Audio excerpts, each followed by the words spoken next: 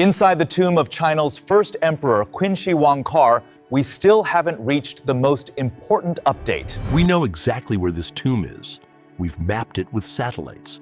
We've scanned the ground beneath it with radar. We've even measured the air leaking out of it. And after more than 2,200 years, no archaeologist has ever stepped inside. I've studied ancient tombs for years.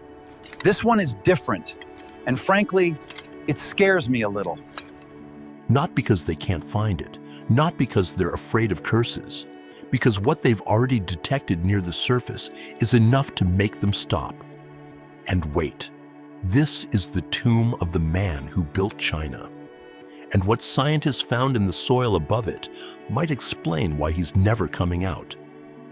What I'm about to show you took 50 years to uncover Xianan, and we still haven't reached the most important part.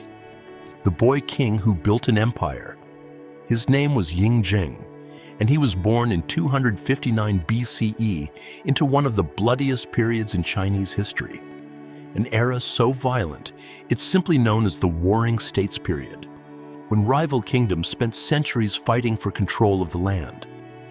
His father died when he was about 13 years old. That same year, the boy became king of Qin, one of 7 kingdoms still locked in an endless war for survival. For years, the kingdom was actually run by powerful officials behind the throne. It wasn't until 238 BCE, when he was around 21, that Ying Jing took full personal control of the government for the first time. Then the conquering began. Over the next 17 years, Qin armies crushed every rival kingdom standing in their way. Han, Zhao, Wei, Chu, Yan, and finally Qi. By 221 BCE, for the first time in Chinese history, the warring states were gone. There was only one empire. He refused the old title of king. He invented a new one entirely, Qin Shi Huang, the first emperor. He standardized the writing system. He unified currency, weights and measurements across the entire empire. He built roads and canals connecting regions that had been at war for generations and began frontier defenses that would eventually become the Great Wall of China. He ruled through legalism, a philosophy built on strict law and harsh punishment, forced labor, severe penalties for minor offenses. Ancient sources describe campaigns to suppress dangerous ideas, though historians still debate how extreme these actually were. He is remembered as the man who built China. He is also remembered as one of history's most feared rulers, a lifelong obsession with not dying. Here's the detail most documentaries skip entirely. The same year Ying Jing became king, at 13 years old, construction began on his own tomb. He would spend the next 38 years building it, almost his entire life. And the obsession went further than just preparing for death. He was determined to avoid it altogether. Ancient records describe him sending expeditions across the sea, searching for mythical islands said to hold the secret to eternal life. He employed alchemists who promised him elixirs of immortality. Those elixirs were laced with mercury. In 210 BCE, while traveling on an imperial inspection tour, he became gravely ill and died at around 49 years old. His advisors were so afraid of political collapse that they kept his death secret for weeks, reportedly transporting carts of salted fish alongside his funeral carriage, just to mask the smell of decomposition as his body made the journey home.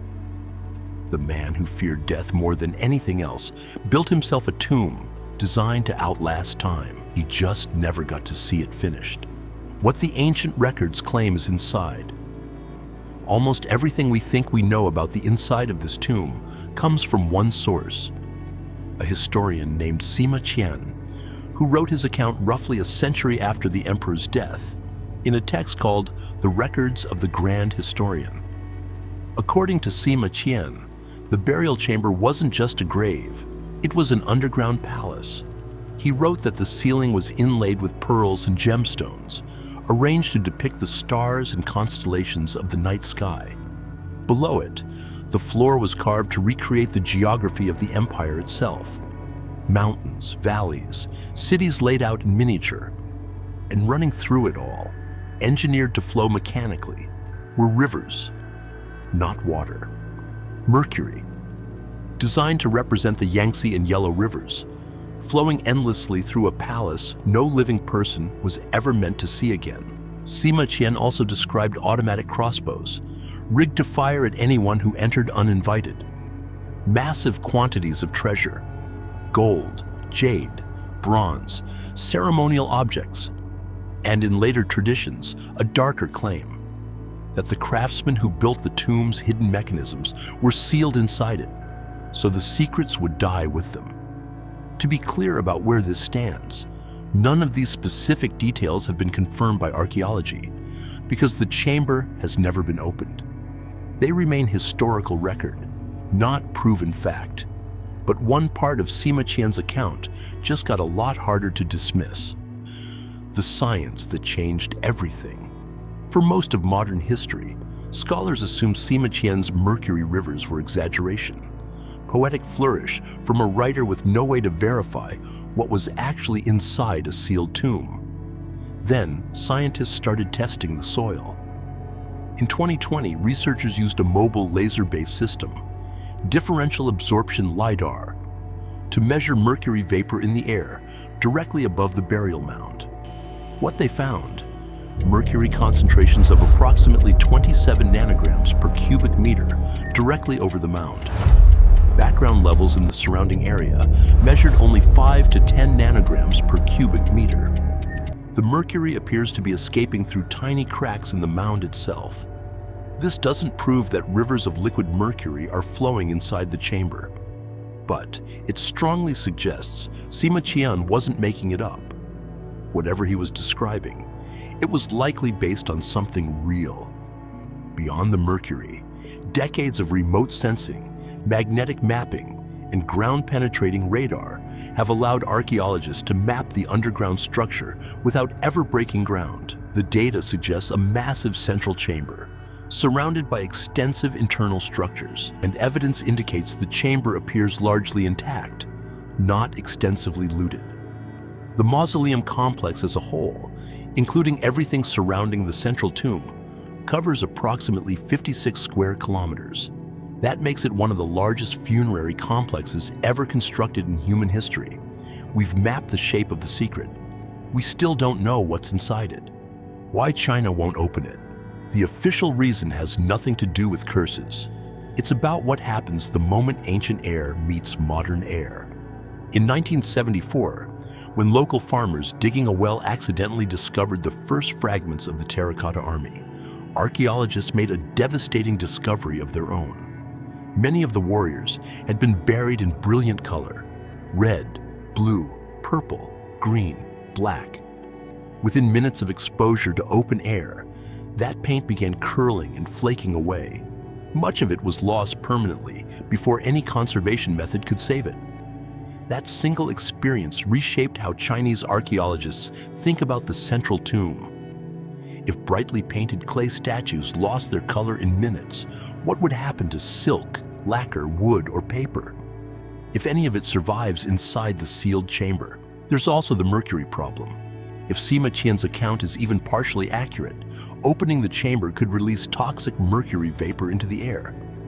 A serious hazard for any excavation team and a major engineering challenge to manage safely. China's official position is preservation, not mystery for its own sake. Current imaging technology lets researchers study the tomb without physically disturbing it, and the belief is that waiting for better conservation tools will mean uncovering far more while destroying far less. For now, the tomb of the man who unified China remains exactly where he left it, untouched. The army isn't the tomb. Here's the twist most people never realize. When you picture Qin Shi Huang's tomb, you're probably picturing the Terracotta army. That's not the tomb. It's not even close to it. Since the army's discovery in 1974, archaeologists have excavated over 8,000 life-size soldiers, more than 500 horses, around 130 chariots, and thousands of bronze weapons. Many still sharp enough to cut after more than 2,000 years underground. No two soldiers share the same face. Some were specialists, generals, officials, even acrobats and musicians, buried in their own separate pits to serve the emperor's court in the afterlife. Archaeologists have also found 2 extraordinarily detailed half-scale bronze chariots, an underground waterfowl park with bronze cranes and swans, and over 100 satellite tombs belonging to nobles and court officials. Every single one of these discoveries, every soldier, every chariot, every official, was found outside the emperor's actual burial chamber. The central tomb, the place where Qin Shi Huang himself is believed to rest, has never been touched. If an outer ring this elaborate was considered expendable enough to leave near the surface, what does that suggest about what they built to protect the part that wasn't? The question that remains more than 2,200 years after his death, the man who feared dying more than anything else, is still untouched by the modern world. We've mapped his tomb. We've measured the mercury seeping out of it. We know with near certainty exactly where his coffin rests, and we still haven't opened it. Maybe the technology will finally catch up. Maybe future robots will go in before any human does. Or maybe the greatest archaeological discovery in human history is exactly where the first emperor wanted it, sealed